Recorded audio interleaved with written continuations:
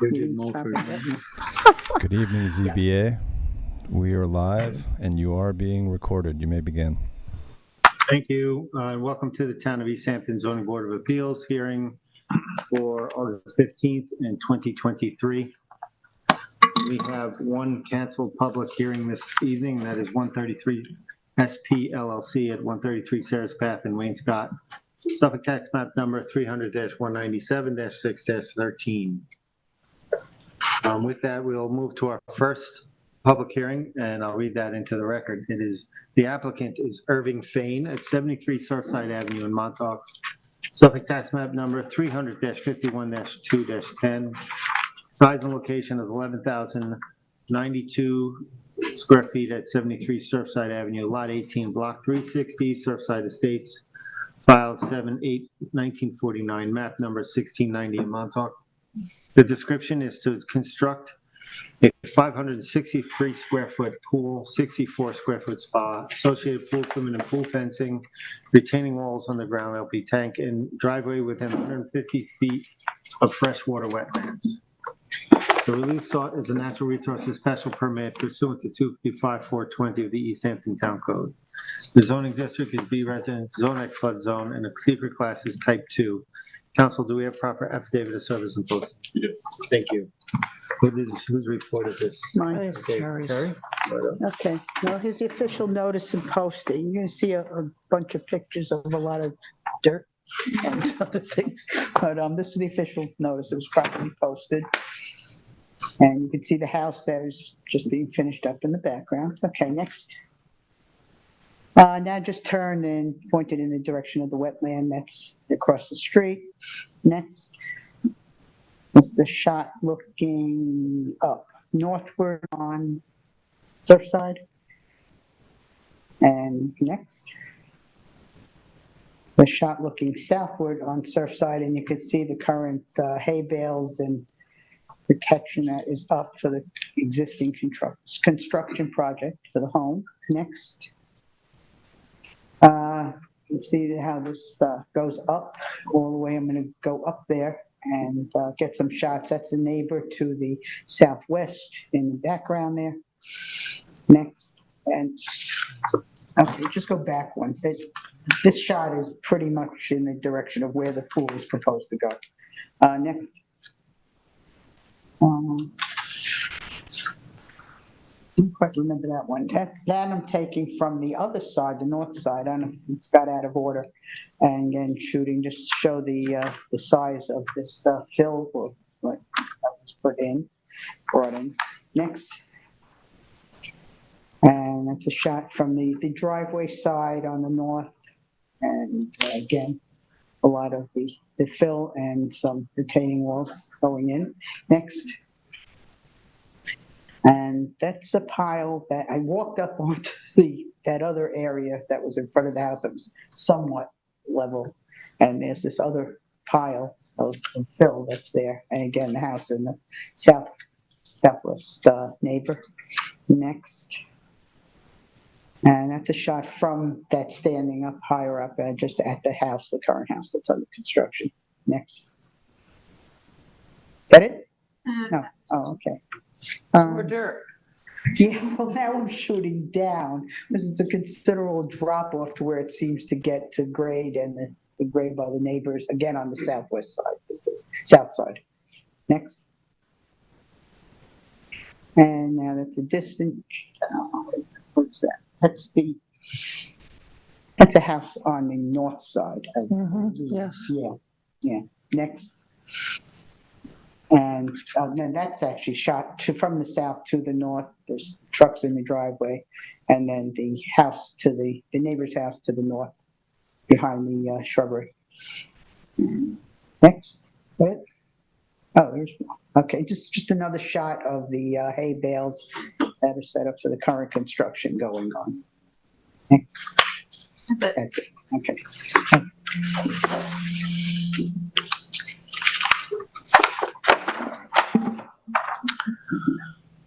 Thank you. We have Andy, you want to come on up? Good afternoon, Mr. Chairman. Andy Hammer. I'm here representing Irving and Sarah Fain. They're the owners of 73 Surfside, seeking the natural resource special permit to construct the pool on the property 125 feet from the wetlands. I also have Joel Halsey, who is distributing some handouts today. They just are landscape plans and some elevation showing what the proposed finished construction will be. And I have Stacy Patzel here as well, who's the landscape architect for the owners. It's been a tough couple of weeks in Montauk with the rains that we've had. So a lot of the efforts that you see on that site were driven by trying to contain the surface water runoff from flowing into the street, the double rows of hay bales. There was also a lot of excavation required to install the AI sanitary system, which is installed in the kind of the western portion of the residence. So, what you're seeing there is excavation from that, as well as pour over excavation to try to finish the driveway that's in front of the board tonight. As you may remember, this property was in front of the ZBA of an appeal of the building inspector's issuance of a permit. That was ultimately upheld. Basically, the concern was, geez, there's a lot of fill on this property that was generated from the construction. However, it was pretty clear that it wasn't done to raise the first floor elevation, and the house basically complied with all the plans that were submitted. There was this discussion at that time about a pool application that's pending. That's essentially the application that's in front of you tonight.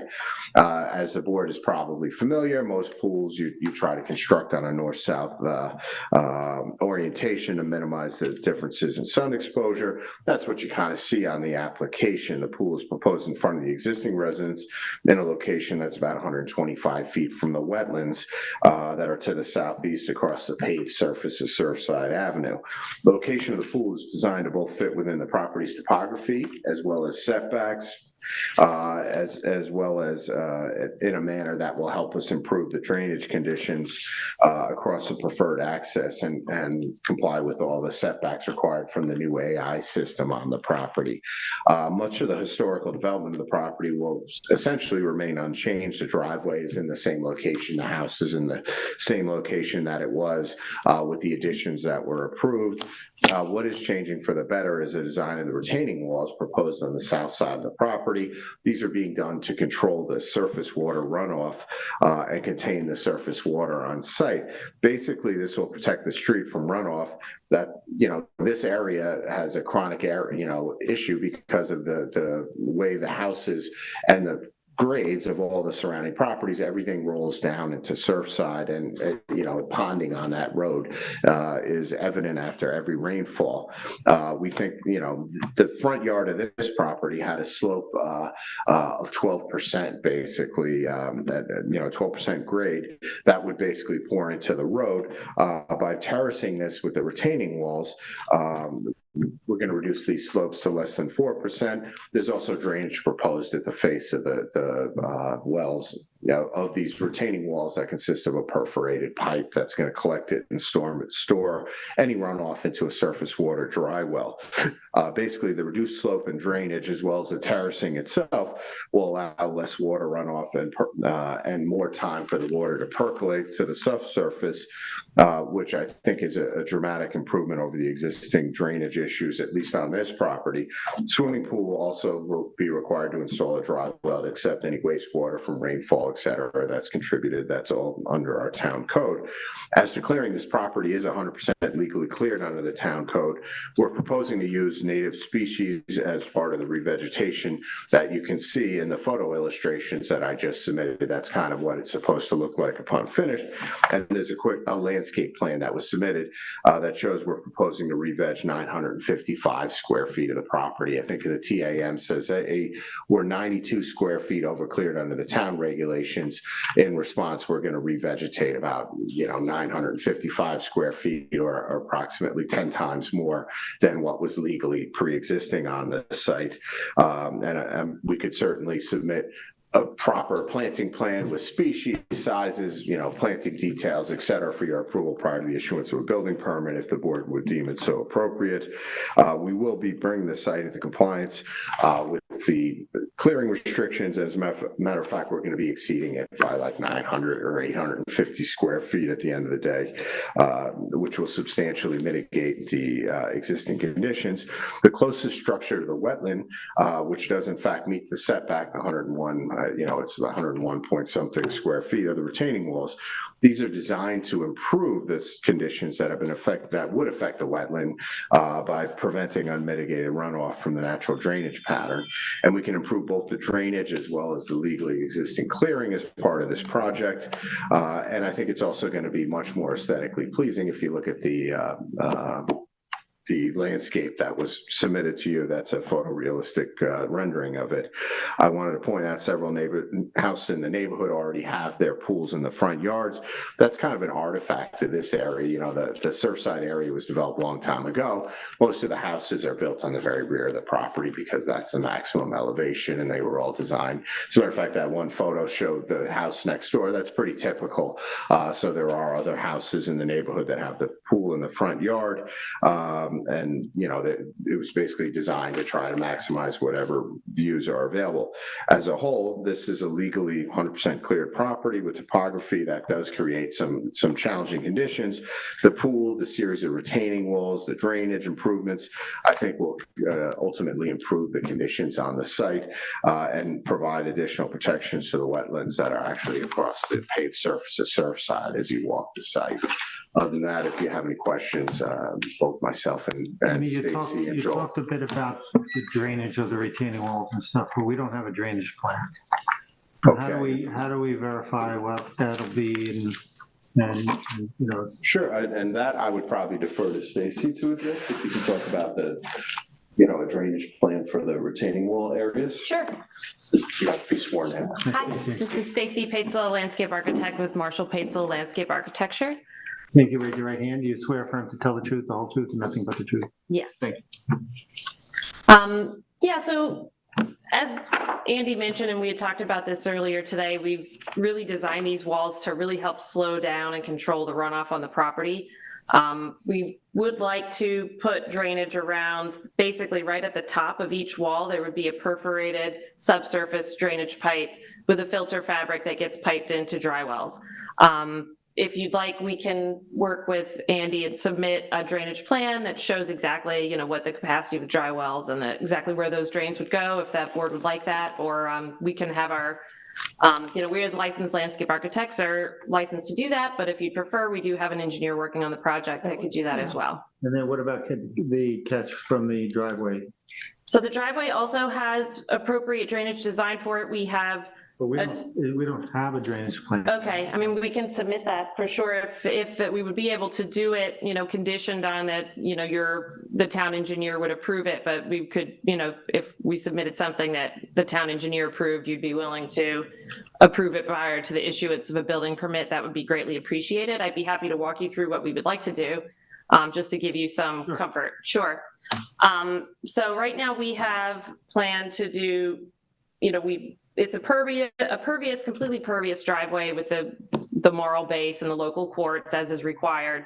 And we've done drainage calculations to provide for 2-inch rainfall with a trench drain at the garage where the slope goes down into the garage apron, as well as one before you get into Surfside Drive. So we have 2 trench drains proposed for there and dry wells that we could submit the calculations so that your town engineer could verify that it meets the requirements.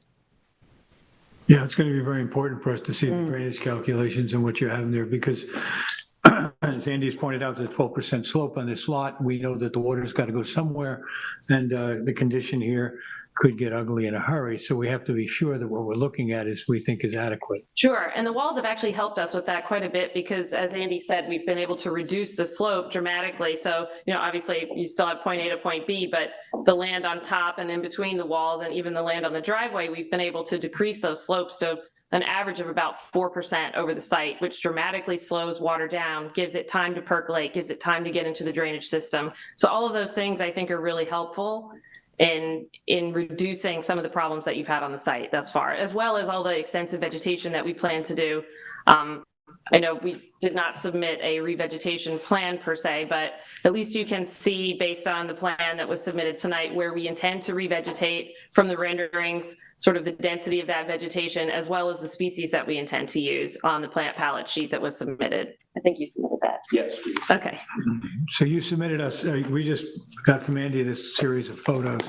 Is this one part of a rendering, or is this So something? that one is not a rendering. That's actually, ironically, after we designed this site and we saw, I proposed this entire, what you see in the renderings, and then I happened to see that photograph of a similar site that I believe is somewhere in Montauk that just had the character. We were trying to show you the character of the plantings and the lushness, although we would have, on that photo, the wall at the bottom wall doesn't have planting in front of it. Yeah. And as you can see in the renderings, ours would. So we intend to have the wall. I think it's an attractive wall, so I wouldn't want to completely cover it, but to have those filtered plantings in front of it and that lushness with the native plants, it still gives the appearance of a sloped hillside, but with the advantage of having that stormwater slowed down significantly. Right, and that wall that we're looking at in the renderings appears to be a stucco wall. Is the finish on that? The wall in the rendering, I mean, right now, we would like to keep the walls concrete as in the photo. So the 3D rendering, it's a little bit more difficult to get the exact texture. So the texture in the photo that you see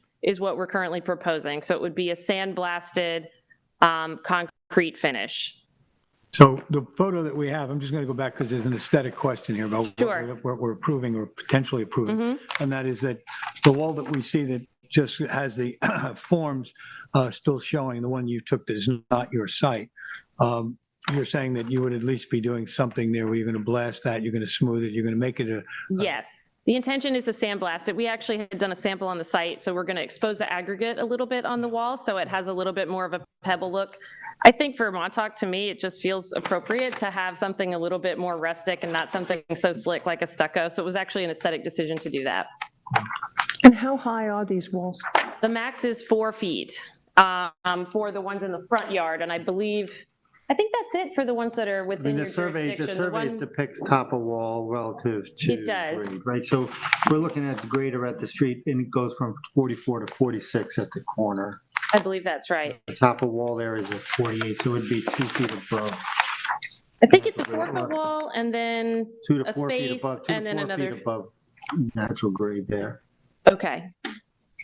Yeah, And so then I know the inner wall- max. The inner wall is at 53 and then it steps up to 55 at the fourth. Right. Yeah, I know that we were working with a max of 4 feet on those terrace walls in the front.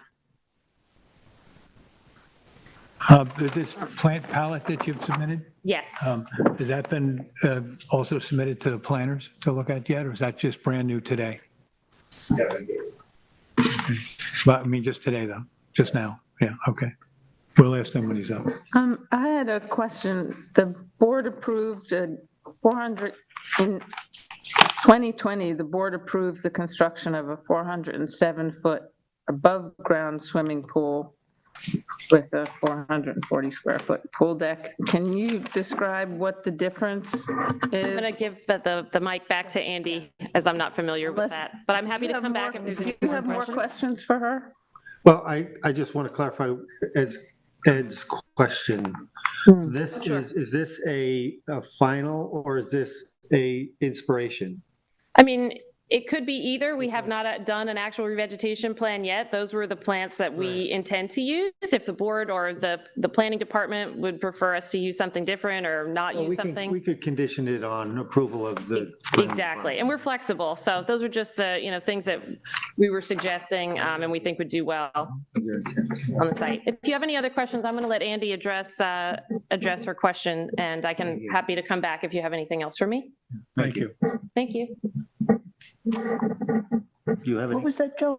No, Joan. So Joan, that question, I believe it was confusing to me. In 2020, that's actually for It's a house that's a still. different house. Yeah. That's, in the same jurisdiction as the wetland. There's just a couple of properties in the neighborhood. So that approval ran to a different. 2022 approval, just the house Right, and not the pool. that was my next, so one of my questions was, this is an in-ground pool. That is correct, yes. Okay. That's why I was confused when the TAM referenced. Yeah, that was an at One above-ground North pool. Surfside. I'm trying to All remember the right, name no, of that. you clarified. Andy, there was a letter that came in late this afternoon from Crouch and Williams, which, you're familiar with the neighbor. Yes. They're addressing or questioning, and I think you should have opportunity to look at it and We address it. had been checking the file, so it I was, didn't see it either. It just came in. I think we did got today. it in late. It came in late. But it's in the public file now. okay. And it's requested, it's going back to the 22, one part of it is going back to the 2022 decision, talking about the natural grade of the parcel was not permanently altered by the property owner, and any fill used for construction purposes was removed from the site, requesting that the board ask the applicant to explain if that was the case, but in this case, it looks like you're going to be altering the grade anyway from natural grade. Yes, we're going to have to, and I believe the fill that was removed or excavated from the sanitary system and from the expansion of the foundation, that was stored on site. I know Ann Glennon addressed that in the prior determination. Right, She so said, hey, we're gonna probably leave the record open anyway for you to submit Sure. drainage plans, so you might want to. yeah, and with respect to the re-veg plan, we have the conceptual plans. I think it would be easy enough to turn those into an actual re-veg plan. It just needs to show the spacing, the size of the plantings proposed, et cetera, et cetera. So, if you were to leave the record open, I'd want to, respond to the letter that I hadn't seen. Second is maybe we'll finalize a re-veg plan for your review. And the third is the drainage plan, which I think it sounds like we have a pretty good handle on already. It was proposed as part of the project. Anybody have any other questions? Well, I don't know. We're going to get a drainage plan. Does that constitute a construction plan for the entire thing? Oh, construction protocol, you mean? Construction protocol, rather, yeah. It's really, I don't think that's. Is there a need for bad a idea. construction file, protocol here? But, it could be something simple, but I don't know.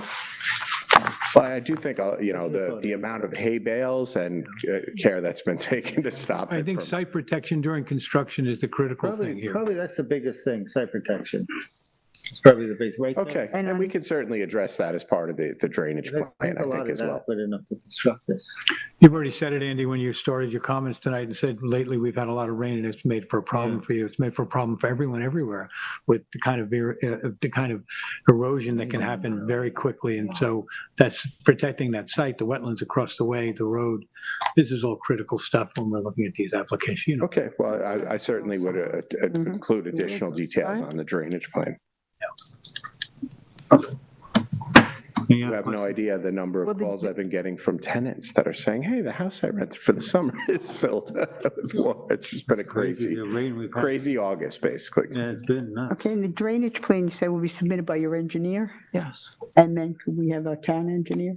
So Yeah, Well, it would I be think that, contingent on the town engineer Approving it. right? So I think that is how it works, right, Rob? I don't know. We don't have a town engineer anymore. Right, Right, so I think that we can But you make our can get one. decision contingent Yeah, on it if we we have approve one. it. Stacy is a licensed landscape architect. They do drainage plans, but can by law. I don't know the actual difference, but we could have it stamped by the engineer too, I suppose. Yeah, Calculations on a 2-inch rainfall is, for me, is fine, right? Yeah. I don't know. I mean, the TAM is suggesting a licensed engineer, so, Yeah, I mean, I think that we should have one. and 2-inch rainfalls are almost not enough lately. Well, if you guys like engineers more than landscape architects, I'll have to tell the landscape architect board, the bar, and that we'll have they'll be protesting, but whatever the It's not board would personal. like, I'm happy to provide.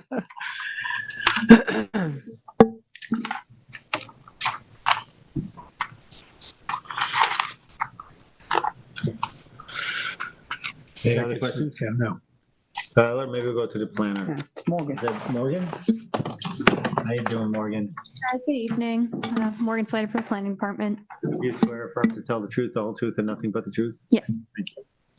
So the subject property is on the north side of Surfside Avenue and across the street from a large wetland to the east. This property was developed prior to modern zoning, and the house is 3.1 feet from the rear property line, which resulted in an almost non-existent backyard. So the proposed improvements are all in the front yard and within jurisdiction of that wetland. This part of Montauk experiences chronic drainage issues due to the extent of development in an area characterized by numerous wetlands. So mitigation for potential runoff caused by the proposed structures is crucial for the protection of the wetlands, as well as preventing the exacerbation of the existing drainage problems. The proposed improvements include a swimming pool and spa, retaining walls, an underground propane tank, and a quartz gravel driveway. These improvements require an NRSP and no variances, which makes this application similar to the construction of an above-ground swimming pool and driveway at 1 North Surfside Avenue, which was approved by the board in 2020. The pool and driveway at this neighboring property were within jurisdiction of the same wetland as 73 Surfside. 1 North Surfside was noted to be quite vegetated around the proposed improvements, and a drainage plan was provided to mitigate runoff as much as possible. 73 Surfside is slightly different because the swimming pool appears to be proposed at least partially in ground, and now we know that it is completely in ground, and there are retaining walls proposed. 73 Surfside is also 100% cleared, so there's minimal vegetation present to help reduce runoff from the structures on the property. The pool is proposed to be 125 feet from the wetland. A retaining wall is proposed 100 feet from the wetland, and the end of the driveway is proposed approximately 70 feet from the wetland.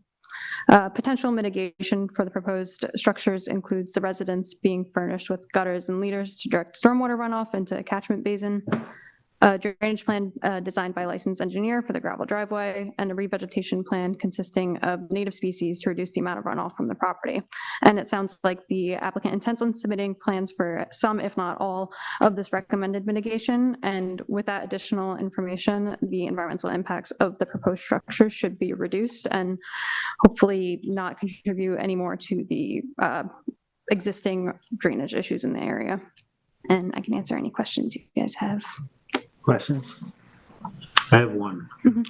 In my experience, projects like that, site drainage is often left up to the task of a landscape architect.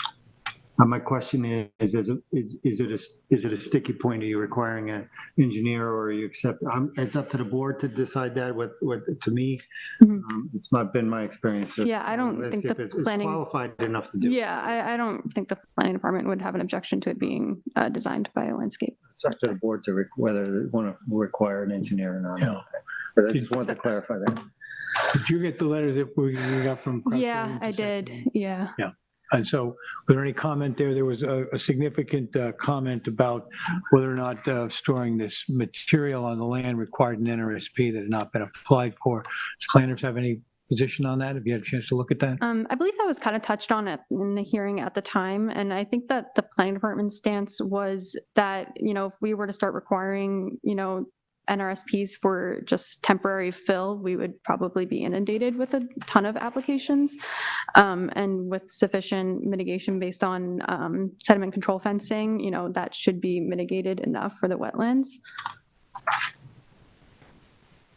Okay, and so this proposed series of retaining walls that we've, seen explained to us, and we have some images, you've looked at these, and this is something that the planners are comfortable with, because this has got a real potential here for us to have a water problem coming down that slope. The retention walls are supposed to help, and we're going to see the drainage, and you're going to be looking at that when it's submitted. Yes. And we think that what you're seeing there is not a problem for the planning department right now. I don't believe so. I mean, with all those factors involved, it sounds like the runoff coefficient of the property will be reduced. So, we'll take a look at those plans when they are submitted.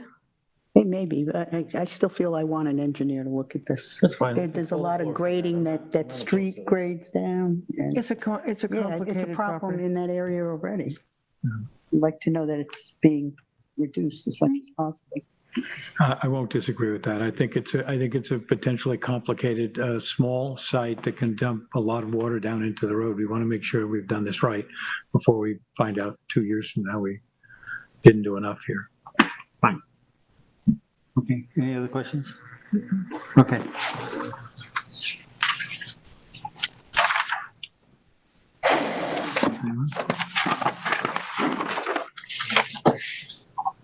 Is there anybody in the public? No, obviously not in here. Is there anybody online? We do have one caller on the line.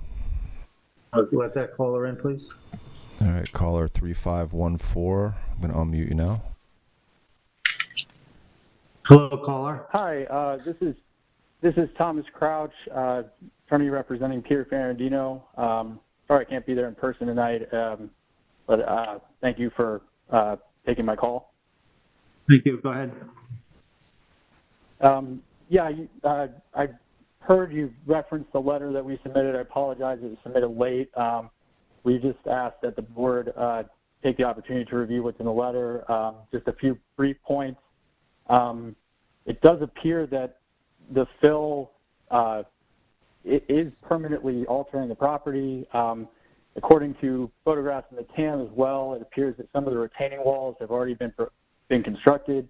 The board should ask the applicant how much of the work is proposed versus already constructed, and the survey should be updated to indicate the same. The board should ask the planning department or the board secretary to confirm that the survey submitted with this application is the most recently revised survey in the town's possession. The records of the related public hearing file contain a survey dated after the revised date on the survey in this file.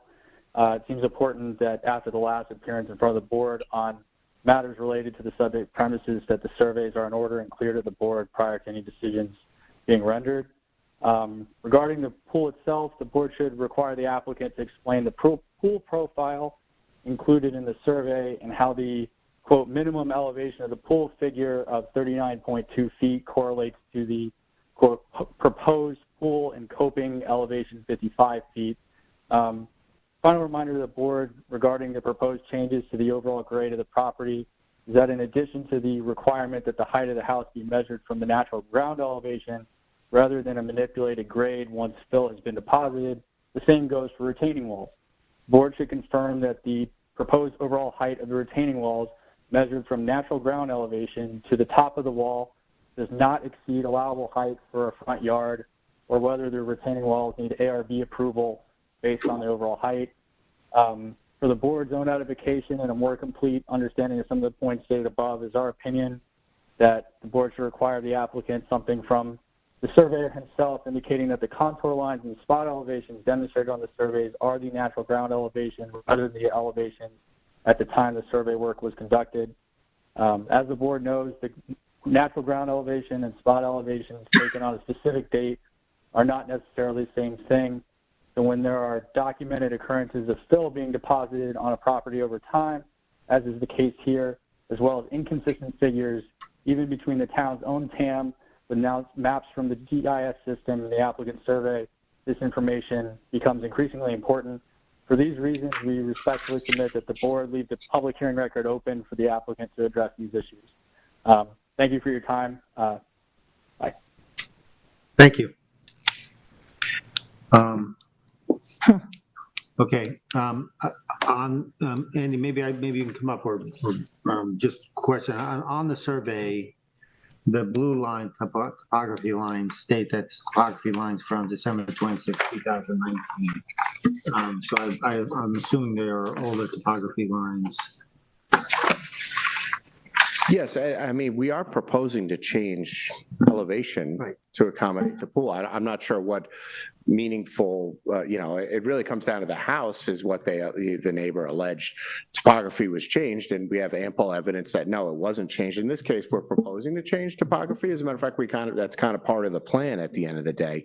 And in terms of what is proposed versus existing, to my knowledge, nothing on this site is existing other than a portion of if you look at the survey, there's a wood wall. That was the wood retaining wall. I think it was an old railroad tie wall that was replaced with a concrete wall, but it's outside of jurisdiction on this property. So that when it comes to the height of the house, the natural grade would have been important. Exactly, but I think a accessory structure has the same limitation of 25 feet above grade, whatever it is, but I don't see, I mean, there's that would be, we'd be building a pyramid pool, I mean, basically, I don't think the existing and natural really matters if we're, the final grades will matter. So, what we're proposing here shows what the proposed final grades are incorporate around the pool, as well as to incorporate the retaining walls that we're proposing to construct here.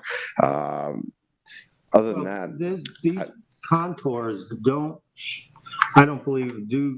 show adequately what the final grades are. These contours are more the natural existing grades. So in other words, you're having a top of wall at the pool of 55, where you have contour lines showing at 48, 50. I'm guessing you're going to bring that grade within a few inches of the top of wall.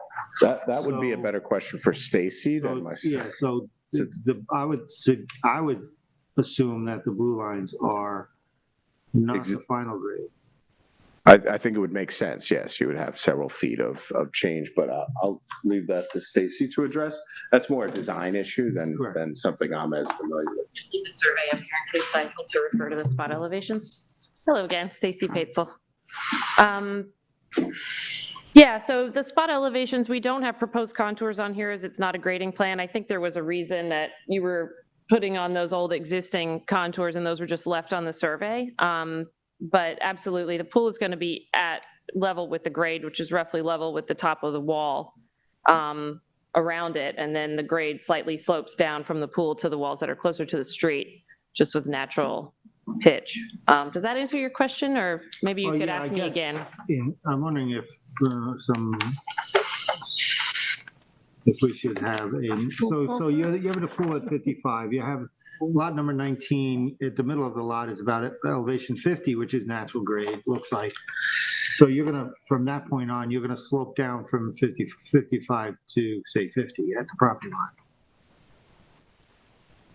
I'm not following where you're Lot number asking. 19, if you look at this, about the center of the property, you have an elevation contour of 50. It goes from 50 to 52, 54, 56, and it goes down to 40, 46. I mean, can we get a better pool profile than this? I mean, with the drainage plan from the engineer, re-veg. I mean, this is really the only thing I've seen in the file is what's right here. Yeah. That's all I've seen. Well, they're going to propose, you'll have proposed Okay, that's contours on perfect. the, As far on as the pool drainage, Okay. plan, the grading and Okay, drainage plan when you get it from the engineer. Perfect. As If far that as makes pool sense. profile, I know the building department requires pool They do. drawings, so I don't know if we need to require that, but Well, we have a profile of it. yeah, really? I mean, I think we could do better than that. So the pool profile that's on this survey is sufficient for what you need for now? Or is there something else you'd Well, like that's the a question engineer we to just- show? Not really, we think, Okay. I don't think so. I don't think so. Overly simplistic, yeah. So what else, just so we're clear, when I talk to the engineer, what else would you like the pool profile to show? I mean, the pool can change are we asking for I mean, the reason for the pool profile is to show you relative to groundwater. Whether the pool depth is 8 feet, 6 feet, 10 feet, doesn't matter to us at this point because you're at a top of pool of 50, or 55. And I don't know if I think it's critical in an NRSP that it shows us where we are relative to groundwater. Okay, I think we I think have it's much that, to correct? ask for. But if there's anything else, I mean, we're happy to, if we're going to go back and ask the engineer, if there's anything else we can do to help clarify, to answer your questions, just let us know what you'd like to see. Definitely proposed contours versus the existing. We will make sure that the engineer puts that on the That'd be drawing. great. Thank you. Any other questions? No. You good, Terry? Questions? No, I guess not. I assume you'll take some time to address the letter that did come in. I know you haven't seen it yet. Okay. Any closing remarks? Yeah, in closing, I would request 30 days with the option to extend it if I need to, just because our engineer isn't here, is Delandro Andrews, and that would give me sufficient time to respond to that letter. And I think part of the response to the letter will be the plans that we're submitting as well. So, I kind of want to make sure it's all carefully vetted and responsive for the board's file. Did I also hear Mr. Crouch say retaining walls are already being constructed? What did he mean by that? I believe there's Or one some- retaining wall that's out of jurisdiction along the Oh, okay. property boundary. That was a wood wall, and I think it is concrete, but only up to the jurisdictional limits. There are two portions already there. But there's none of the front, I mean, you can look at the pictures, you can see that none of Thank those you. walls are existing. I just wondered why you said that. Good time. Okay, so we're ready? Yep. Okay, so I'd like to make a motion for Irving Fain at 73 Surfside Avenue in Montauk, tax map 300-051-02-10. We can make a motion to close the public hearing and leave the written record open for 30 days in order for the applicant to submit a more detailed drainage plan with contours from an engineer, yes, and response to a letter from the public, And the landscape plan. and more detail on the landscape Veg plan, plan. yeah. Okay. And 30 days. so 30 days, is that September 15th, or? You want till September 15th? Okay. Say If you till need more September time, you can 15th. request it, right? Yeah. 31 days. So it's until September 15th. I will second that. I concur. I concur. Thank you. Thank you. Thank you.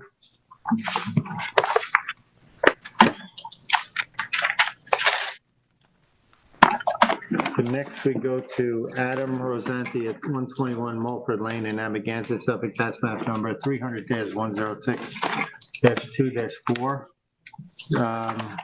Size and location is 6,526.66 square feet at 121 Mulford Lane in Amagansett. The description is to allow a 64 square foot hot tub and a 3 square foot air conditioning unit to remain within side yard setbacks, and to allow a 20 square foot bin, 300 square foot accessory structure, and a 30 square foot shed to remain within side yard setbacks and outside of the town's pyramid regulations.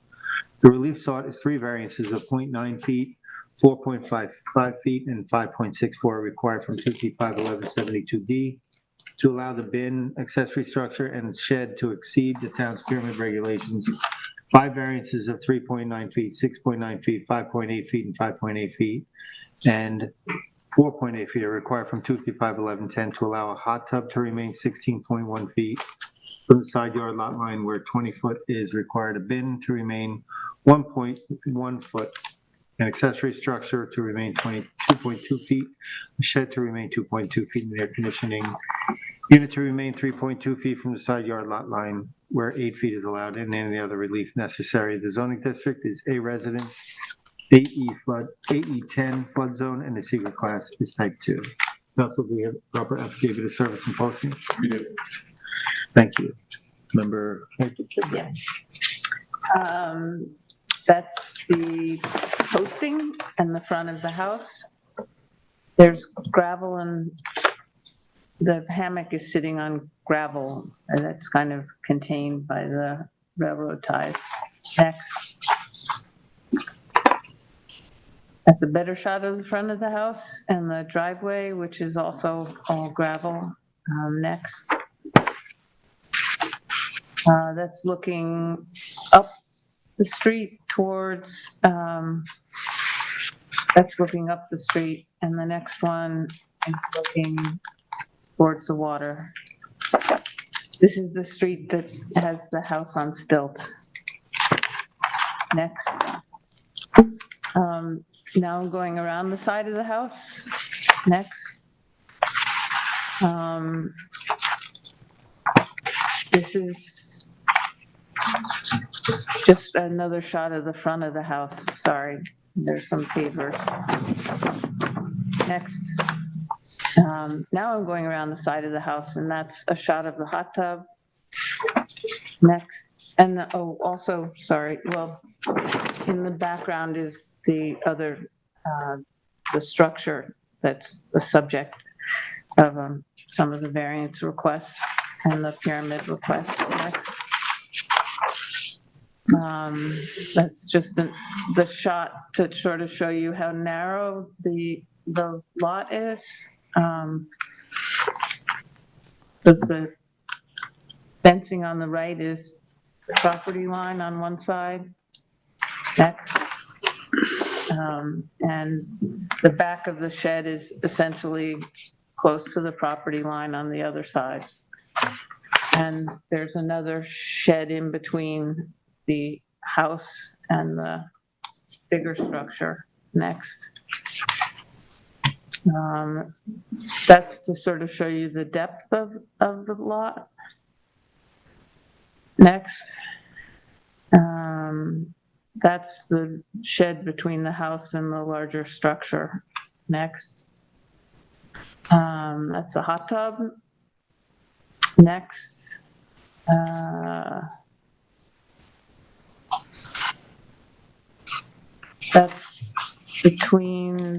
That's just to show you what's behind the sheds. Next. There's an outdoor shower. Next. That's the outdoor shower. Next. That's it. Hey, Joe.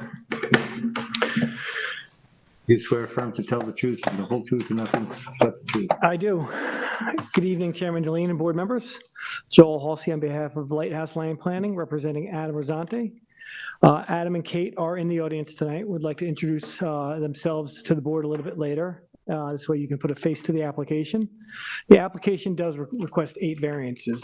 Although this may seem like a substantial number of variances, many of which are substantial variances, the application is on its face a good application. In fact, the major structure serves an intended benefit that will be discussed.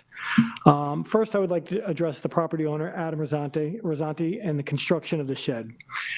Unfortunately, he was under the impression that because the previous owner had a shed on the property, similar to this one, but along the rear property line, right on the property line, he was allowed to put one up. This was a mistake based on bad information, and for that, he sincerely apologizes. He did choose the location after speaking with the neighbors Ben and Stella, who shared that the shed would give them some privacy, which they would love. A memo of support from Ben Selby has been submitted to the board in the file. They have the neighboring property to the east that is most directly affected by this variance request. This request is most unique in that the neighbor is in full support of the variance, as it serves to benefit them almost as much as it benefits the Rosantes. The Selby property, which is the most directly affected property by the shed, has a topography that is 4 feet higher at the property line.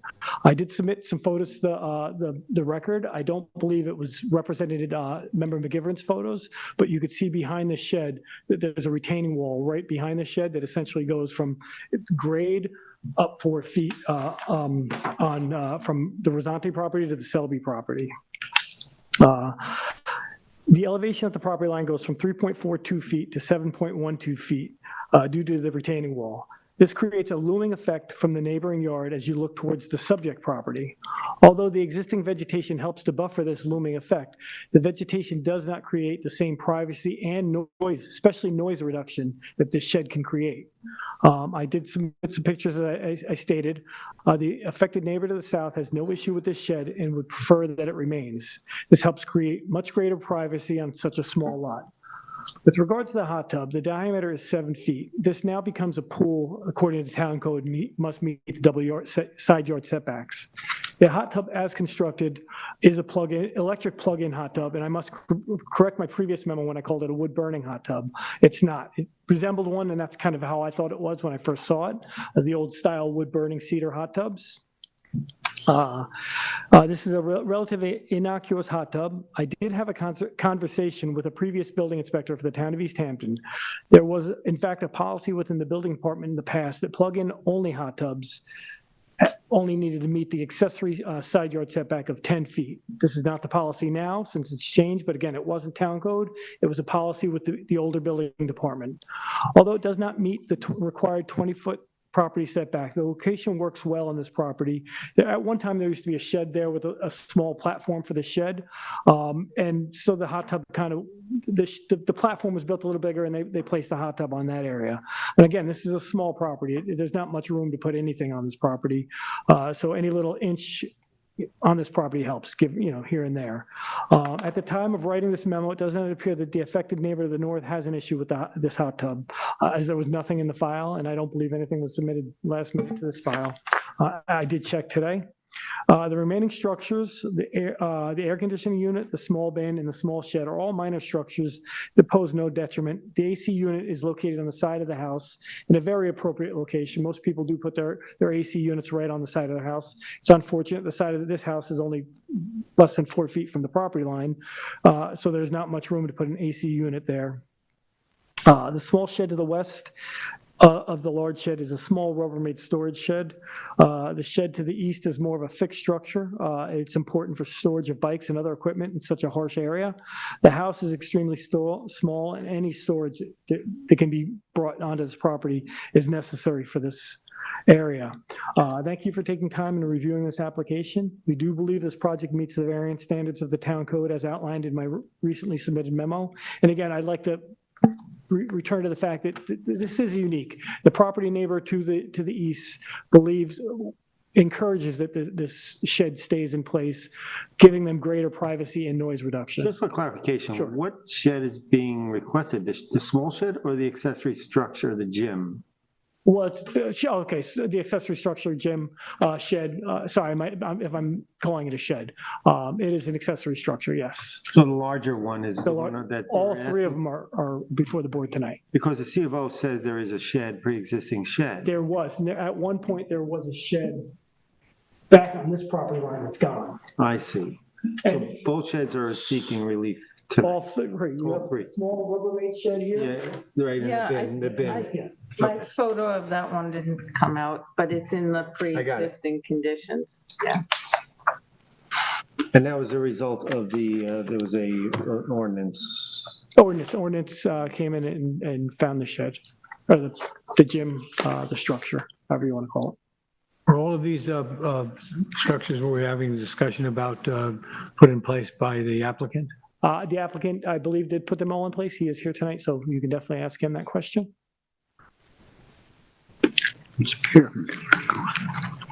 These are super large variances. They are super large variances. I cannot sugarcoat this any way or another, except that if you go to the property and if you stood on the Selby property and looked towards this property, you would basically, it'd be like having a second story deck looking into your property and then looking up at you whenever you have guests over. You're essentially joining properties on here. This shed is, again, you can't put enough vegetation up to screen the two properties out just because of that looming effect of the. The other question that's before us is the gravel area. Is that count as coverage? Technically, it should. And that was picked up. I did not pick up on that. I apologize.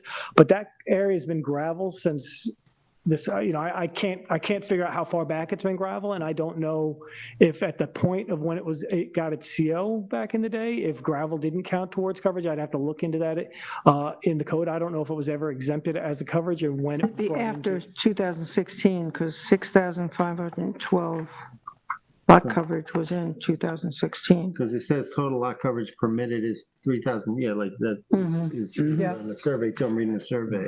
So the existing is saying it's 2,115, which obviously isn't counting in the gravel. Exactly. So what do we Again, do with that?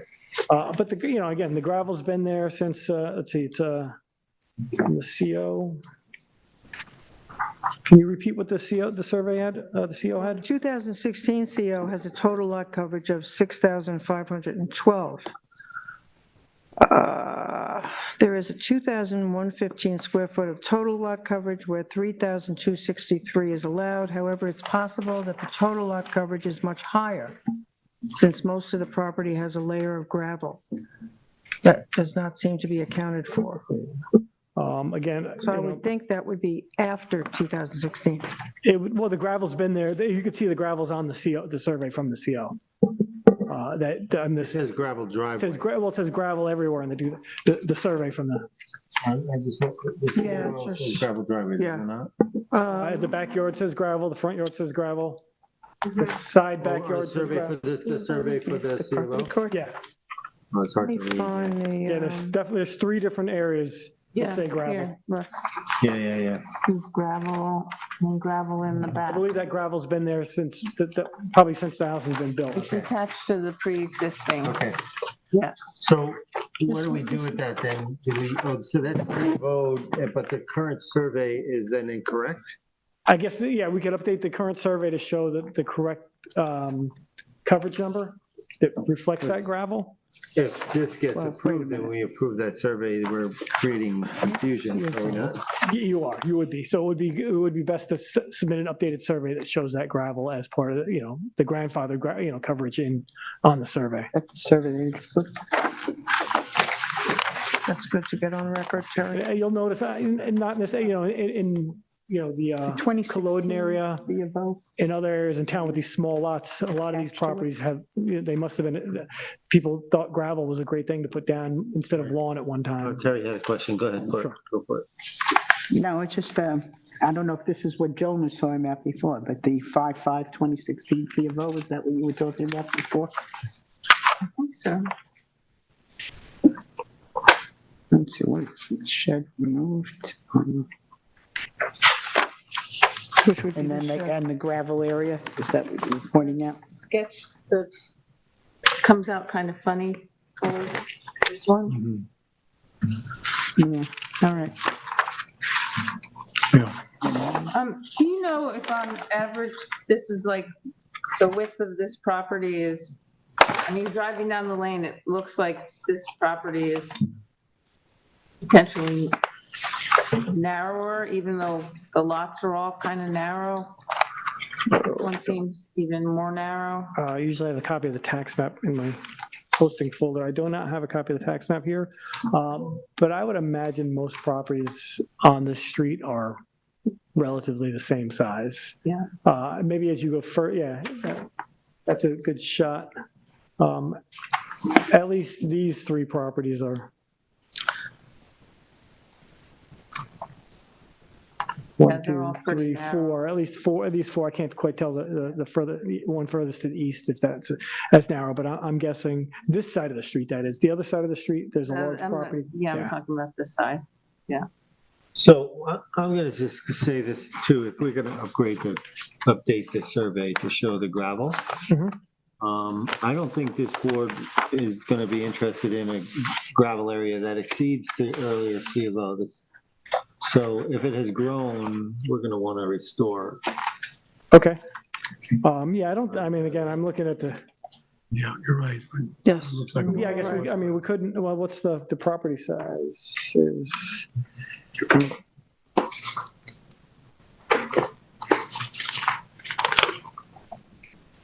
The lot area is only 6,526 square feet, so I don't know how they could have really increased the gravel area any. Then, Well, in other words, the earlier survey has a clearing at that time. Right? had it at 5,000, I just had it out. Want to make sure it doesn't exceed that. Yeah, of course. I'll get the survey updated to reflect that.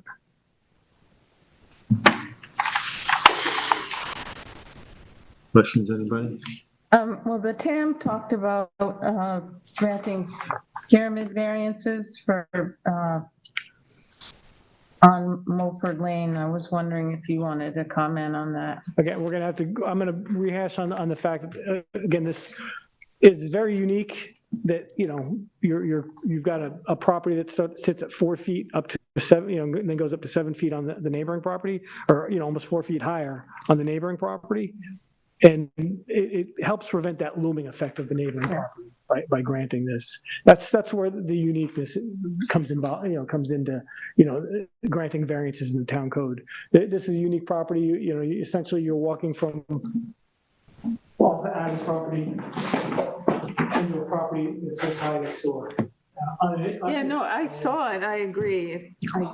I agree. The shed looks better than looking at jagged. We've denied sheds before, so. Of course, no, I understand. We need to, if anything, we need to establish the uniqueness of this property, and we want to make sure if there is a uniqueness that it's done properly, so we don't get this. Again, if somebody wants to try to double down and try to use my uniqueness as their uniqueness for getting a variance for a shed in the future, they're going to have to ask their neighbor to build a 4-foot wall on their property line and then backfill it with soil. I mean, again, I'm sure that there are other properties in town that do have this situation where the neighboring property goes from here to here with a retaining wall for some other reason but again, it's few and far between, I would imagine. So the TAM actually references the fact that the lot is small, 6,000 square feet. And it does appear possible to reduce or eliminate the requested variances by relocating the non-conforming structures further from the property line. And how would you address that? Well, and again, we have. I mean, these were all, as far as I'm understanding, they were all built without building permits. Yes, and we actually have discussed relocating the structures with Mr. Rosante, and this is definitely something that can be done, moving that shed off the property line by, I think it's got to go, 6 feet off the property line. But at that same And it time, wouldn't serve the purpose of you finding just that defeated the 4-foot purpose of. retaining wall. Exactly. So now you've got, an 8-foot gap between you and the retaining wall. And now the neighbor's looking at this weird, gap into another wall, and then your privacy is, you've lessened the privacy that this building is creating for you.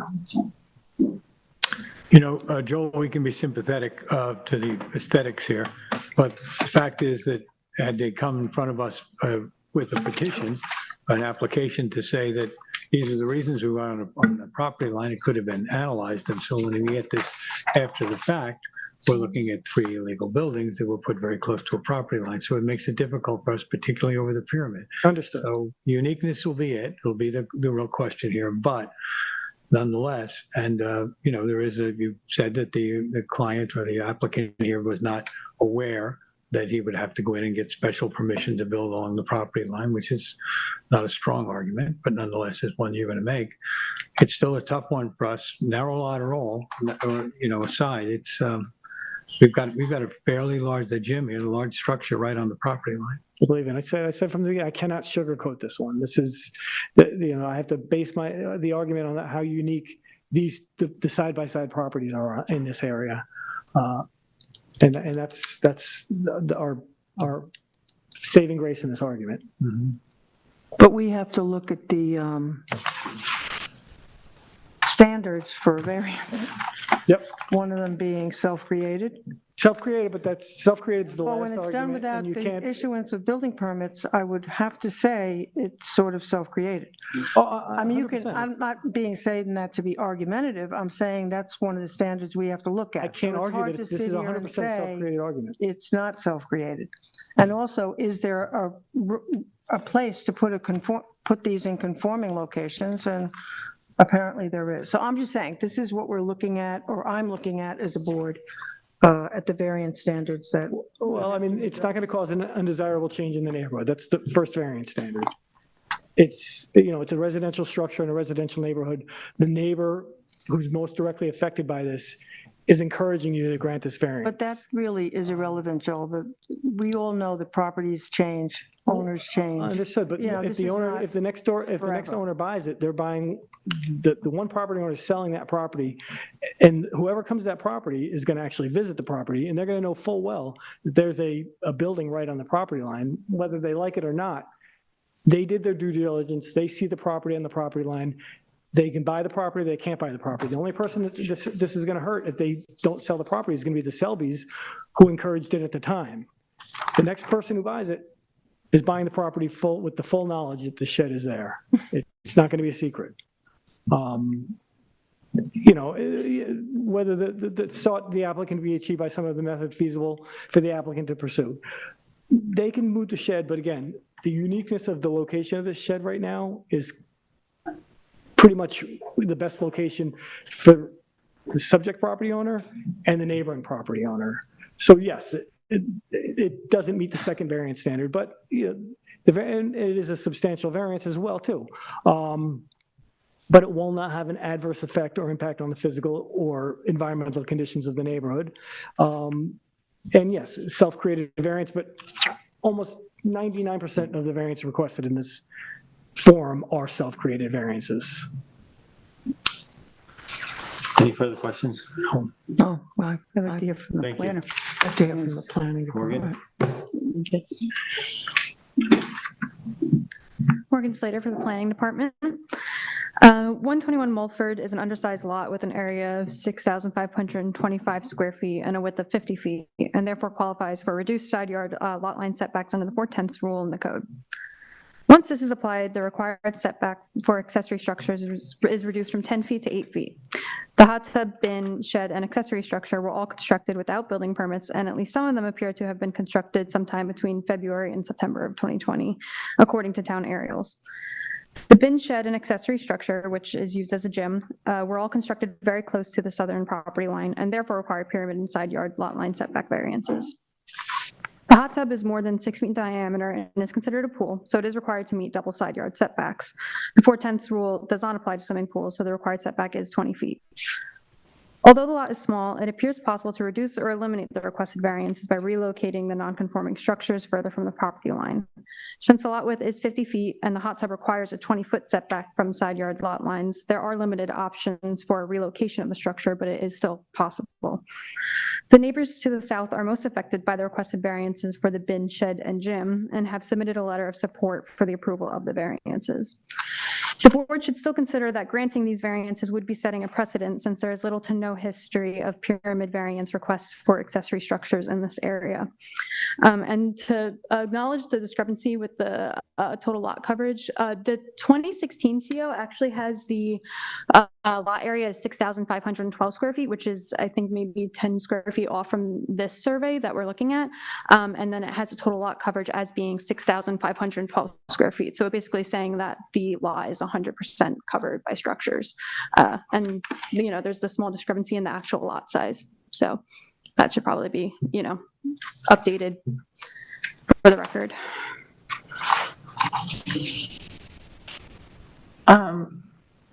You had commented that there were a number of pyramid variances granted on Mulford Lane. Yeah, that was for the primary residences, usually for FEMA compliance. So that's kind of the precedent as far as pyramid variances in this area. None have been requested for accessory structures. Okay, and this house benefits from the 4/10 rule, right? Use the lot size width. Okay. Is your feeling that the C of O you just cited does cover the gravel area that we're seeing? It does, yeah, because it's basically saying that it's 100% covered, and it shows the gravel in multiple areas on the CO. So I think that the CO is more accurate in terms of coverage than the survey for this application. Good. Thank you. Joe, come on. Anybody in the public? Anybody online? We have 0 callers at this time. Yeah. Oh, you want to speak? Just wanted to say hi and introduce myself. It feels weird to have someone speak for me. I apologize. I just wanted to say my name is Adam Rosante. Can you hear me okay? Yeah. My name is Adam Rosante. That's my wife, Kate. Do you swear affirm to tell the truth, the whole truth, and nothing but the truth? I do.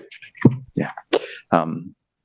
So we live in that house. I'm a business owner, and I started 2 not-for-profits, both of which serve the community, one of which is a program called Bridge Bags, which gives families in need a week's worth of groceries the last week of every month, which when you get to know the struggle of these families, that's the hardest. It's when the paycheck runs out or the assistance runs out. They have to make horrible decisions like, do I feed my family or pay my rent? So this knocks that problem out. And we do it right out of the food pantry back here, which is great. So that's my familiarity with this space. I really just wanted to introduce myself and then also genuinely apologize for not going about this the appropriate way. As Joel said, and under oath, I had absolutely no idea. I thought that what I was doing was completely fine. Checked with my neighbors on both sides before I did it, just to make sure that I wasn't going to put them off in any way. And I swear, had they said, don't do it, I wouldn't have built them. But it's not a matter of what they say, do it or not. I totally If understand. you're a business owner, you know that as a business owner, there are rules to the road, right? For sure. So this is, from our perspective, is a pretty egregious violation of town code, which is, as a property owner, you're responsible to know. I totally hear you. And all I can say is that I sincerely apologize for not knowing. There were structures on the property before I bought it that the homeowner had taken down, the shed that he referenced. They asked me if I wanted them to keep, and it was truthfully a bit of a ramshackle structure. So I asked him, I said that I'm happy to take it down myself, but if you're in the middle of moving things, I would appreciate you just knocking it down. So he did. And because that was there, I made the misassumption that it would be okay to put another one up. It was about the same size. So that's all. I'm happy to answer any kind of questions that you have for me, if you have any. Otherwise, I don't want to take up too much of your time. Joe, you want to come up? I just got a question. Thank you. Thank you. Thank you very much. Joe. Yes. Denise brought up the self-created, but for me, the bigger hurdle is going to be the first one. Does the benefit accruing to the owner outweigh the benefit to the town? Or Detriment to the town. So that's the big hurdle that I think we have to get over, right? So we have an egregious, violation here, in my view. Whether it's whether you went to a neighbor and asked is tough. It's a tough for us to swallow that as being acceptable. Although it is part of, I get it, but that's a big hurdle. And maybe I'm biased. I don't, Maybe I'm biased here. Yeah. But I believe the benefit far outweighs the detriment, because at the same time, it's benefiting the Rosante property, it's also benefiting the neighboring property, and there is no tangible detriment. Deal with here. There's no tangible detriment to leaving the shed there. It's a benefit to two properties. I actually don't doubt the sincerity of the applicants at all. I understand. I really am very sympathetic to people. A lot of people don't understand the process, and I totally am sympathetic to that. But we do have 5 standards that we have to look at. It's not personal. It's things that we have to look at. And but I don't believe you have to meet it's all 5 all standards. clear, lot coverage, hot tubs are amenities, they're not necessities. There's a lot to look at here, Joel.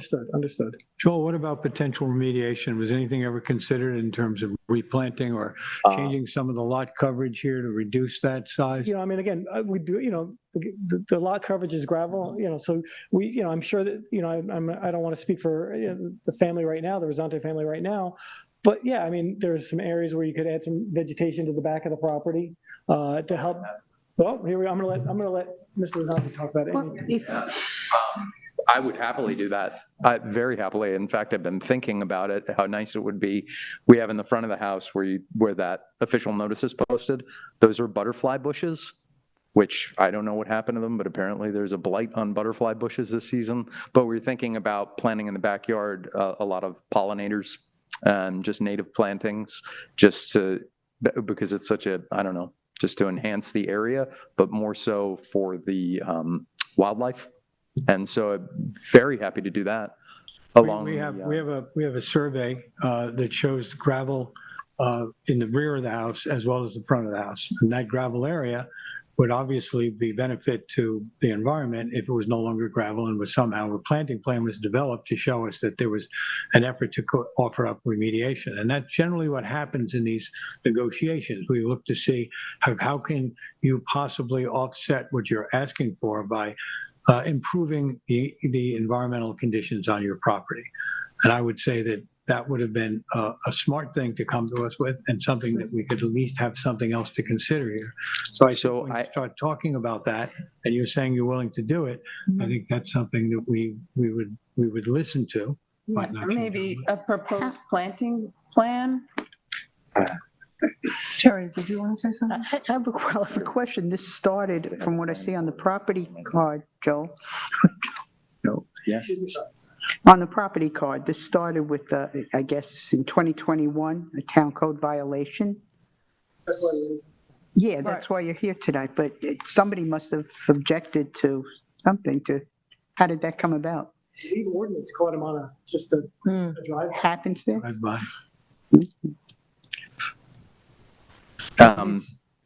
I have, what would you call it? A revegetation sort of proposal that I got from a landscaper that would put just what I described, tons of native plantings, all local, sort of bayberry, Montauk daisies, what have you, for pollinator purposes, bring more, I think my original intention is to bring more bees to the property in the area, and then also butterflies and hummingbirds, but really lovely, beautiful looking, but most importantly, like quality of the soil, integrity of the land.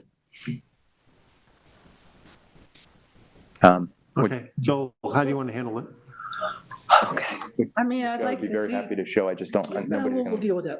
Okay. yeah, I'd like to see a copy of that. Yeah, well, I'll definitely, can I leave the record open to have the survey revised to show the updated coverage numbers, proper coverage numbers? And I'll discuss with Adam how, an appropriate revegetation and plan that I could submit to the board. If I could say 30 days for that, or 4 weeks for that, that'd be, give me plenty of time to get that taken care of. Okay. Is there plumbing in the gym? Is there what? Plumbing? There No is no plumbing? plumbing. No.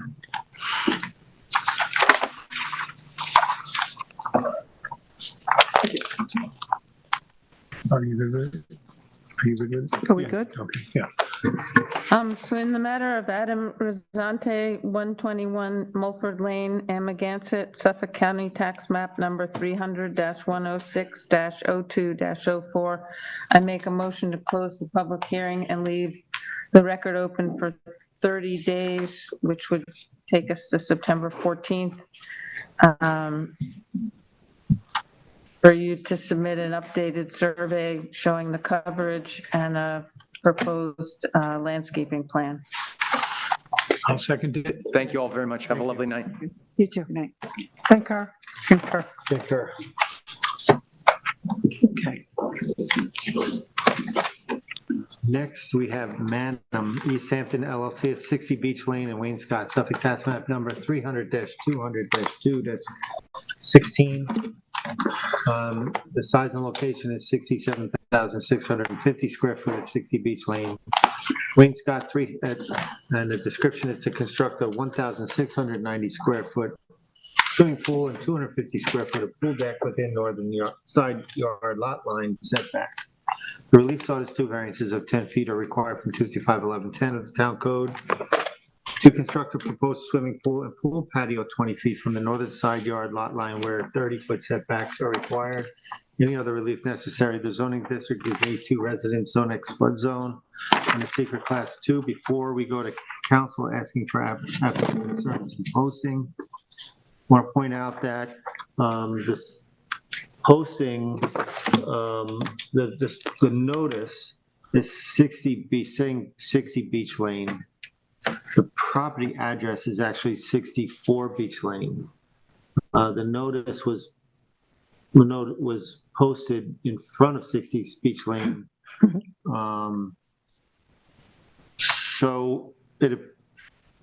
However, I would say the applicant's name is correct on the posting.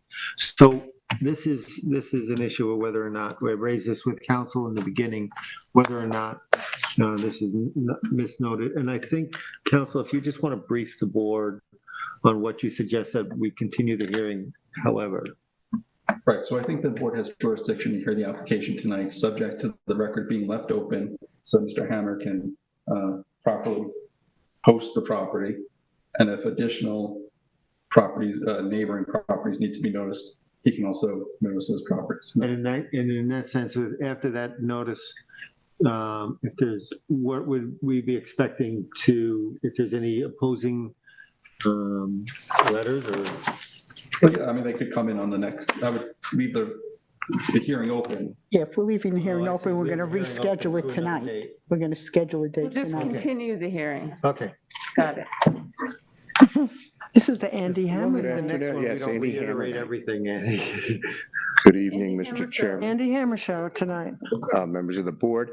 Andy Hammer, I'm representing Manham East Hampton LLC. For the record, the I just property, had a photo of the posting. Okay. It ended up, because it was 60 Beach Lane, I ended up Oh, taking got it. photos of the property of 60. Got it, got it. So Oh, you should, yeah. we're just leaving up the posting of today's He posting. Because so they'll be the moved. good news is that all the correct property owners were notified, and there was a discrepancy that I noticed when I got the TAN last week. I was like, geez, 60, 64, and I think that's how this got promulgated, but the correct property owners were mailed notice.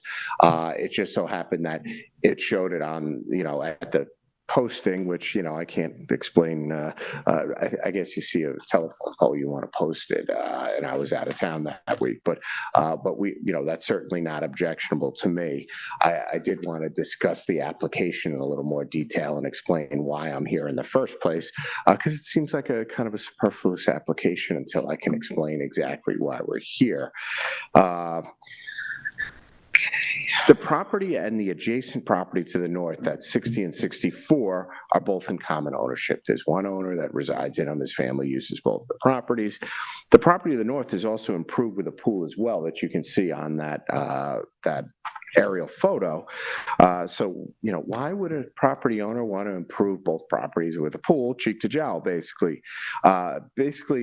The intent of the owner is he doesn't want two pools, cheek to jowl, and I certainly didn't advise him to seek a variance to construct a pool closer to the side yard setback solely because of the non-conforming width of the property. I want to point out that the zoning here is A2 residence, which typically would require a 200-foot lot width, under our zoning code. The lot has 160-foot of lot width. It's not conforming with that respect. However, setbacks under our town code are governed by lot size, not by zoning district anymore. The 160-foot lot width doesn't in fact conform to what is required in an A residence zone, which are the setbacks applicable to this property. That would require a 30-foot side yard setback. We applied to the board to reduce this setback requirement to 20 feet, which would conform to a B residence zoning district for lots up to 39,999 square feet. I think we're like 1.5 times that. How does this all make sense? Here's the answer. The applicant wants both houses, the one to the north that's improved with a kidney-shaped pool that's in need of replacement, repair, remarble, dusting, new equipment, etc. And he doesn't really want to invest in any repairs to the pool. He doesn't intend to keep that pool. Part of the application involves a removal of the pool in the property to the north. It will be demolished and not replaced. The owner wanted to construct a new pool that would be used by both properties, and the reduction in the setback of 10 feet would allow this pool to relate to both houses and serve both houses in a way that makes visual as well as practical sense. There's a patio on the residence to the north that relates to this pool. You can see it in one of the other aerial photos that was shown. You can see there's a patio. Like, it's not a crazy location. Here, there's a patio off of the existing residence to the north, and it would also relate to the residence to the south, essentially.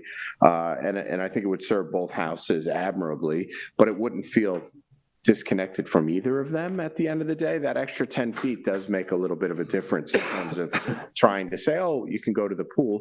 It's not so far away that it feels like you're walking on the adjacent property, and would sort of have common ownership of. And 10 feet makes that bigger, 10 feet? I is think like it from does when here you're to- walking down a pathway and you want it to be visually, there's also a hedge there. I'm assuming that the hedge would have to be removed, but they want, I think you can get a good landscape shot that will incorporate into both view sheds of both houses.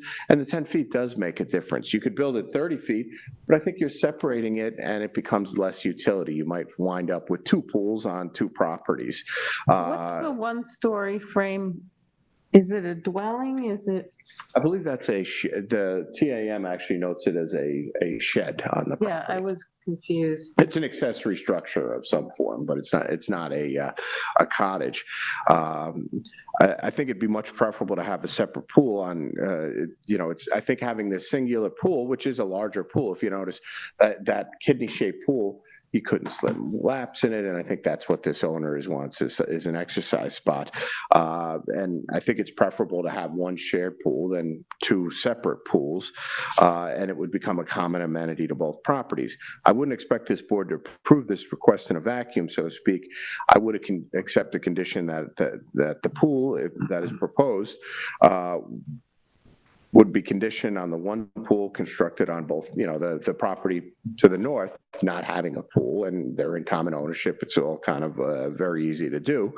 I would say that the one pool constructed on both properties, and I would just ask that if we go down that road, as Joel mentioned, anything larger than 7 feet or is a pool under our town code. So I would just want, perhaps you could have a hot tub. I mean, we're not proposing that today, but if you said, okay, 8 feet or less, that's not a pool for exterior development. Basically, you can't have a pool on the neighboring property unless this pool is removed and relocated to the setback line, which kind of makes sense to me. So the condition, and I can discuss this with Rob if you want to go down this road, but it basically comes down to, should the property to the north, owned by Manham East Hampton LLC, propose an accessory structure that is a pool, and we'd file a covenant against both properties. I would say at such time, the pool on this property has to be relocated to meet the 10-foot extra setback. I do remember this board of suit, this isn't crazy. I've been in front of the board and you've approved common pools for clients of mine. I seem to remember there was one on Cranberry Hole Road.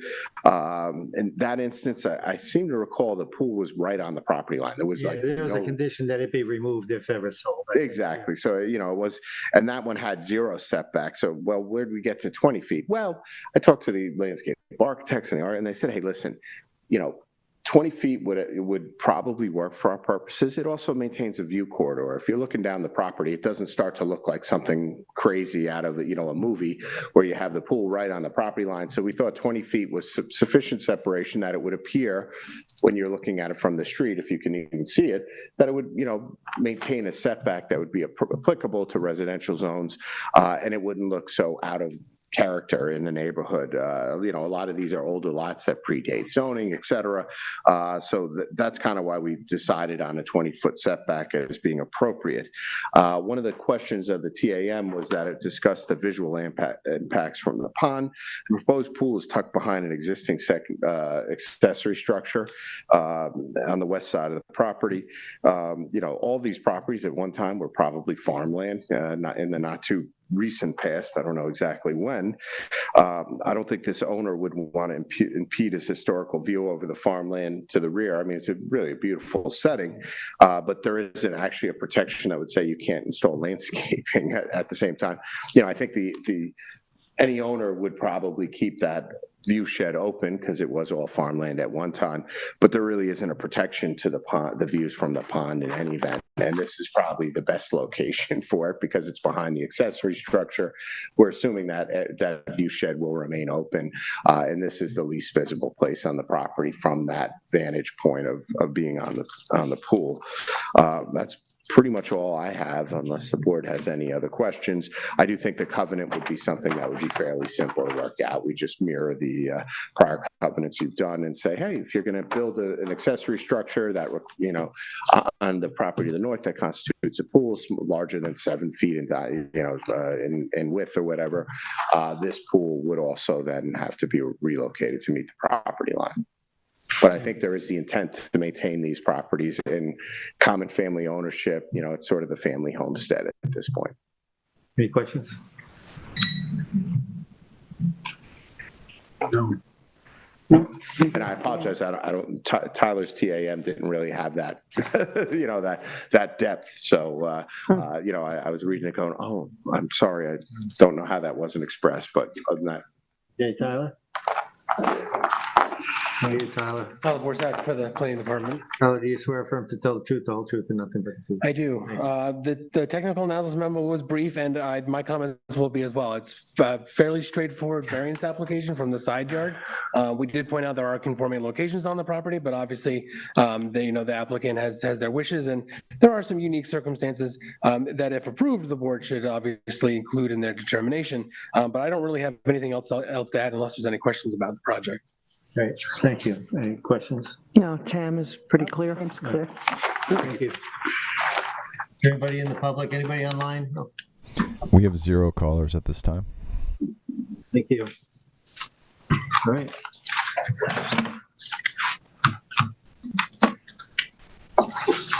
I'll make a motion in the application of Manum East Hampton LLC at 60 Beach Lane, Wayne Scott, Suffolk, tax map number 300-200-2-16, to close the public hearing in the public. No, not closing it. We were going to continue it. We said. Oh, right, yeah. Sorry, Yeah. thank you. So we need a Thank date. you, my I know, trustee. I was going to let Terry jump in there. Nope, I was about to. All right, because of same the thing. posting issue, we're going to repost it. Should we try to schedule a date now, We or, have to if we're continuing it. Continuation. so what date would that be? Whatever's available next, Samantha. For 10 days, so if you keep us for 2 weeks, that should be sufficient. Well, you're gonna after go- next week, we're not meeting till After Labor after Day. Labor Day. What's the next available date for a hearing? Okay. So we'll continue. on And September contingent that we don't rehash anything, can we just go open the hearing? Open and close, 9th. Maybe. Maybe. maybe. All right, thank you. So the motion is amended to keep the hearing open till what date? September 19th. September 19th. We're going to continue it that night. It's a continuation, yes. Okay, I'll second that. Concur. Thank you. Thank you, Andy. Thank you, Joel. You guys. The chair will bring pictures. Terry. What's that? You bring Yeah, I'll bring pictures. better pictures. That's good, good. It is a beautiful piece of property, by the way. Yes, it is. Oh, beach lands, you Yeah, it's just. Okay, we're gonna move on to post-hearing. We have a couple of post-hearing decisions this evening. The first one in. We have Frank Mesh at 303 Two Holes Water Road, East Hampton, Suffolk tax map number 300-157-1-3.5. The size and location is 143,406 square feet at 303 Two Holes Water Road in East Hampton. The description is to allow existing pool equipment and approximately 130 square feet of pool decking to remain within side yard setbacks of the northern property line. Relief sought is variances of 24.5 feet and 13 feet from 255-1110 are required to allow existing pool equipment 25 feet and pool decking 37 feet from the northern side yard lot line where 50 feet is required, and any other relief necessary from the East Hampton Town Code. Zoning district is A3 residence, zone X flood zone, and the secret class is type 2. This was in my domain, so I will go through it. The hearing was held on July 25th. If you remember, this is a pretty large size property. There was, if you remember the pool, there's a wraparound deck, the property grades off. It's actually quite a nice property on Two Holes of Water Road. Beautiful. Yeah, the wooded area behind it is quite stunning. The property, let me just pull up the survey. So the variance in question is seeking a variances for pool equipment and some decking on the northern property lot line.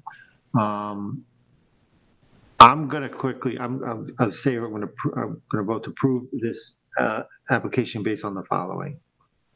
The side yard setback variances they're requesting, the associated property line to that northern property line has a reserved area of 40 feet. So the nearest property, affected property is property line, if that is additional 40 feet. So I think from a uniqueness standpoint that would allow for a grant of the variance. I'm just gonna go through the variance standards on this quickly. I had it The nearest number was 200 feet. That's the structure. That's structure. Got it. that's the Okay. improvement. So the property line Got is additional 40 feet Got it. from there. Does the benefit to the applicant from grant of the variance outweigh any detriment which grant of the variance will cause to the general health, safety, and welfare of the neighborhood or the town of East as a whole? And I think it is. And all these, as I read these variance standards, it's all going to be predicated on the fact that that reserve area is there. Is the area variance to be granted a minimum variance necessary? It's not the minimum variance necessary. You could relocate that to within a conforming location on the property, but again, because of that reserve area, I think it's worthy of approving. Has the applicant shown that the benefit accruing to and from the grant of the requested variance outweighs any harm which will be caused to the neighborhood or the town? And I say yes.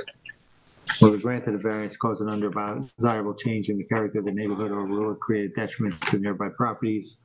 And again, for the same reasons, I say no. And again, it's a very wooded area and quite nice. And I think it will not be affect that. Can the benefits sought by the applicant be achieved by some other methods feasible? And I say yes, it could be. But the granting of the variance, I think, is appropriate here.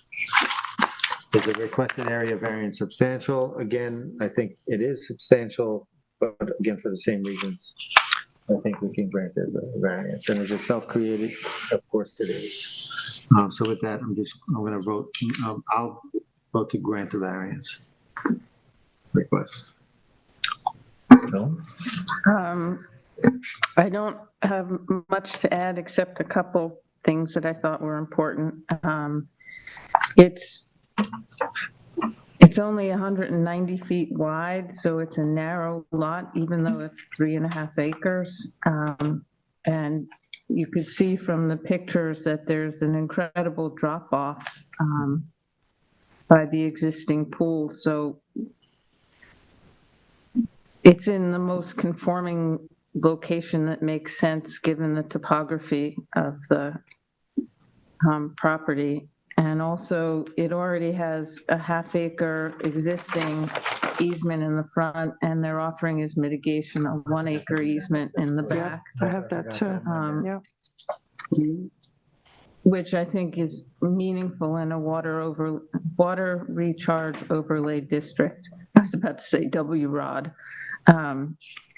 And with respect to the pool equipment, as I noted, there's a steep drop off. So again, there's really no logical place to put the equipment either. And I should also add that I did not attend personally the public hearing on this, but I did watch the video and prepared to vote in favor of the request. thank you. Ed? Yeah, I'm in agreement with both my fellow board members and the chair here. I think all those factors that have pretty much been mentioned, it's a large lot. The location of the pool seems to make a certain amount of design sense, and so obviously it falls off very rapidly. I think that that reserve area of 40 feet in width, certainly, although that can't be something we use all the time in this circumstance. And with the neighboring house, even though the structure could be constructed in the future closer, is 200 feet away. The big thing here, I think, for all of us is this 1 acre easement that's being added in the water recharge overlay district. This is a plus. I'm not sure that there was an awful lot of opposition by the planners on this. I think we thought that the easement certainly is a benefit, and without repeating what everyone else said, I think I'm going to approve this application. Thank you. Denise? I also noted that there is a 100-foot wide scenic easement at the front of the property. The applicant is proposing a 38,254 square foot scenic easement as mitigation for the variances requested. Since this is in a water recharge overlay district, the question then became, is this mitigation enough for approval? Approval would ensure there's no further clearing on this property since the parcel is within water recharge overlay districts, which do have stricter clearing regulations than other areas in the town. I was a little concerned about the pickleball court, but they do meet setbacks, and have already been given a building permit, so they won't be before us in the future should this application be granted for any other relief. There is a 40-foot wide reserved area to the north of the subject parcel, and there is no immediate neighboring property. So I do feel this meets the variance standards of 255-850, and I approve this application in its entirety. Thank you. Jerry? Okay. I am ultimately approving it, but it came down to me, I do not feel that the 40-foot reserve area should necessarily make it a gimme to give a 50% variance for a pool. So I just want to make that clear.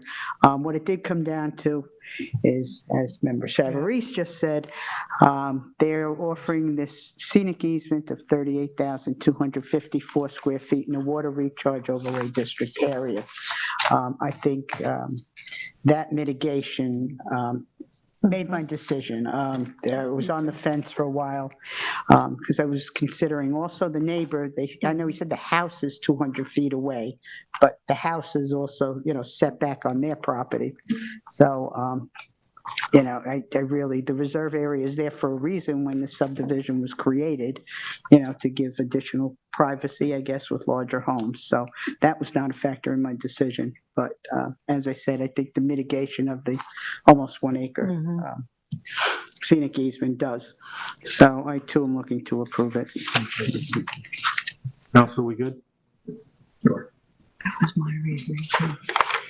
It's the only reason. Exactly.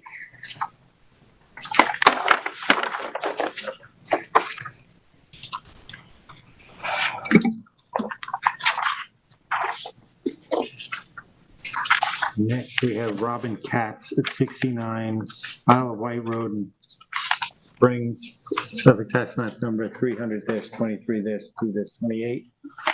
Size and location was 26,272 square feet at 69 Isle of Wight Road, Lionhead Beach, map number 3451 in Springs.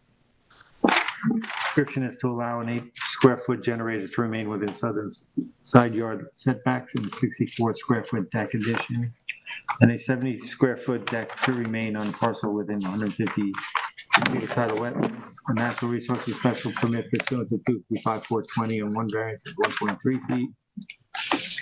From 255-1110, side yard setbacks are required to allow the existing generator to remain 8.7 feet from the southern side lot line, where 10 feet is required. Any other relief necessary from the East Hampton Town Code. The zoning district is B residence, zone X flood zone, and AE6 flood zone. See if class is type 2. And Member Savarese. Yes, it is.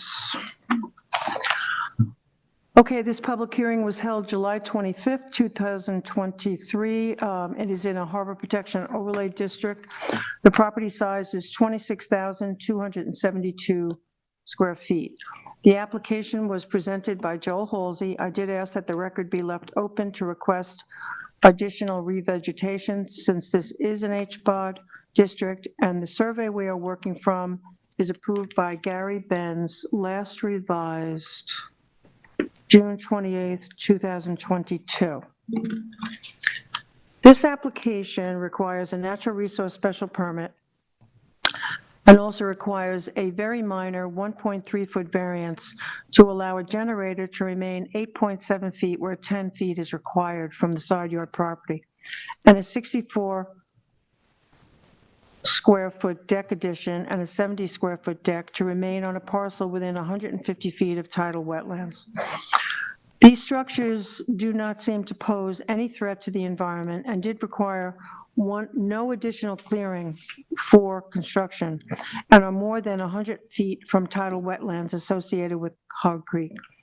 The generator is vegetated and screened on 3 of the 4 sides, so it doesn't appear any adverse impacts will occur. The applicant has complied with the 2018 ZBA determination. However, one of the conditions in the determination stated the applicant must revegetate the property to 13,250 square feet of clearing The current clearing is currently below the allowable at 13,130 square feet. All in all, I think the applicant appears to have been a good steward and was not aware that the changes to the decking would require an NRSP. Because it is an HPOD district, I asked for the additional clearing. I think this is a good venue to educate people and applicants and people viewing the meeting about the sensitivities of specific areas in this town. And in this particular case, I do feel that the applicant has met the standard for variance and natural. I'd like to go through the variance standards. I do feel he has met the natural resource special permit standard in 255-420. For the variances, will the grant of the variances cause an undesirable change? The project will not cause an undesirable change or detriment to nearby properties. The one structure that requires a variance is small, of 8 square feet, and the variance request is minor. Whether the benefits sought by the applicant can be achieved by some other method. Although there may be a conforming building envelope for the generator, this does not appear to be one of the better locations for the generator on the property. This allows for close proximity to the house and the propane tank. It is located near the existing pool equipment and does not require additional clearing. Whether the requested area variance is substantial. The requested variance is not substantial. They're requesting a 13% variance to allow a generator to be 8.7 feet from the property line. This is not substantial. Whether the grant of the variance will have an adverse effect on the environmental conditions in the neighborhood. As noted during the hearing and in the technical analysis memo, there doesn't appear to be any adverse impact from this application being granted. Whether the difficulty causing the applicant to request an area variance was self-created. The variance was self-created, but this doesn't really preclude the grant of the variance. So for these reasons, I am approving this application in its entirety. Thank you. Terry? Okay. I agree with my fellow board member, going back to the standards that see on the survey that as far as alternative locations for the generator, again, there are small variances for the generator and the portion of the decking. I think they will not be a detriment to the nearby neighbor or to the town. And I too am going to approve this in its entirety. The letter, as Member Savory said, we know that did ask for more revegetation, but the applicant did send a letter on July 27th turning down that request. However, I do think for this project being the size of it is, the variance is a de minimis, and I am looking to approve it without any additional revegetation.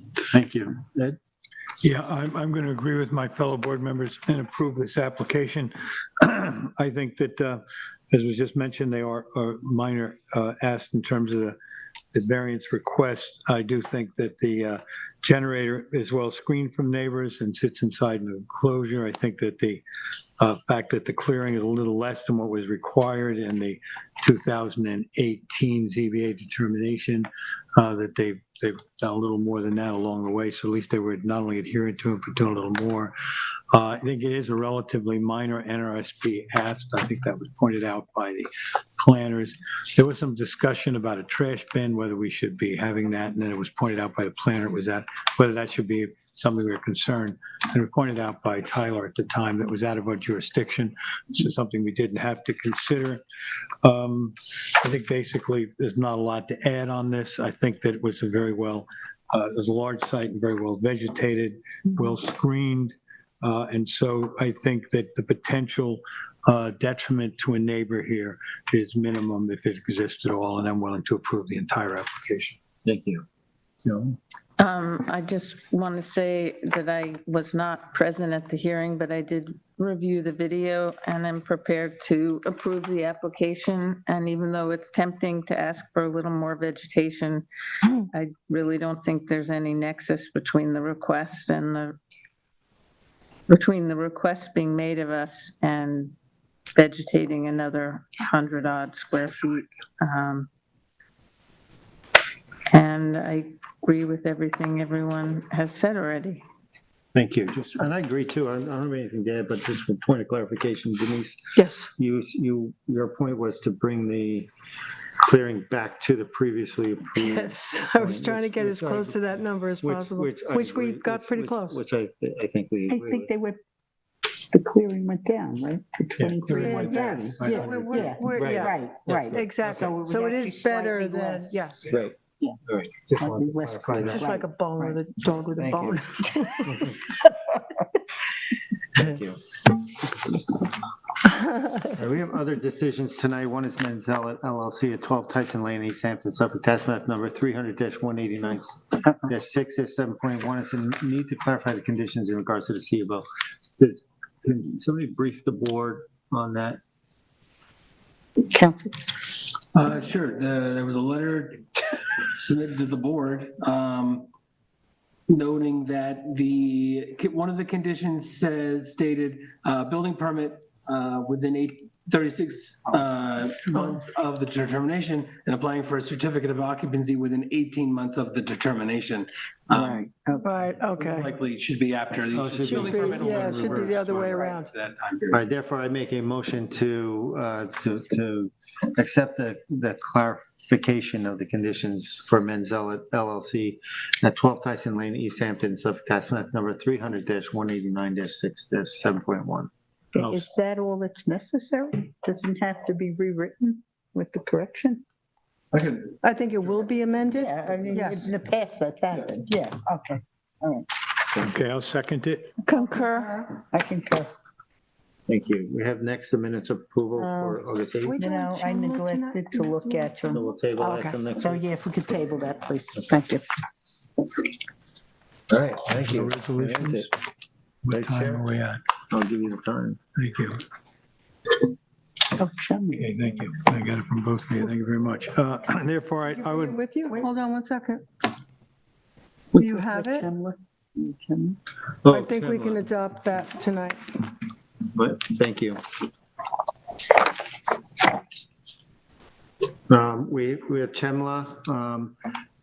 Just a brief description of where we are with this. There was a pause on approving this as written, this determination as written, because there was a question of whether or not the town's code conflicted with New York State's. We heard back from the state and they said there is no conflict with the town's code and their code. Is that correct, council? That's correct. So with that, I will make a motion then in the application of Lori Shamla, Suffolk tax map number. This, by the way, this was a denial, 3-2 denial of this. It had to do with the access throughout the house.